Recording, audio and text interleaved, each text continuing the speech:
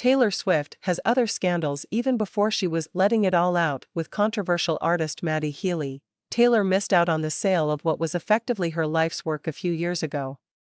She has since created highly publicized Taylor's versions of earlier albums, but the loss of opportunity to simply buy her own music hurt nonetheless. She was injured nonetheless.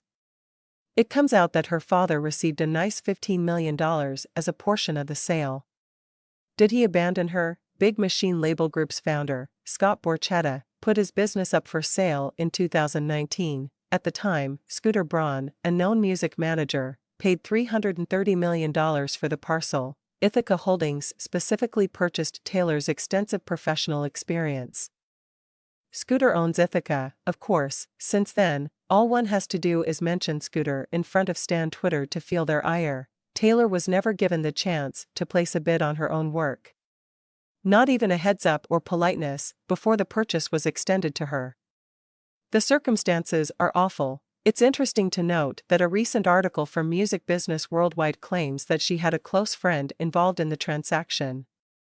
On this enormous music transaction, Taylor Swift's father, Scott Swift, made a nice $15.1 million. So, did he sell out his daughter? Nearly literally? Not exactly. A gathering of interested parties was held. But for a really lovely reason. He skipped it. Despite being a stockholder, Scott allegedly purposefully ignored a personal phone contact, according to Taylor's counsel. Simple. There was a significant NDA involved in the phone call. He wouldn't be permitted to talk about the chat with anyone, not even his daughter. He decided to stay away from Taylor entirely rather than hide anything from her. Scott declined without understanding what it was. The news regarding the sale to Scooter was made 48 hours later. Scott was also unable to alter the course of events. The phone call seems to have been a formality. Calls were a mix of politeness and legal due diligence because so much ownership was in the hands of a single person. Nothing Scott could have done could have benefited Taylor, and we can be confident that if he could, he would have.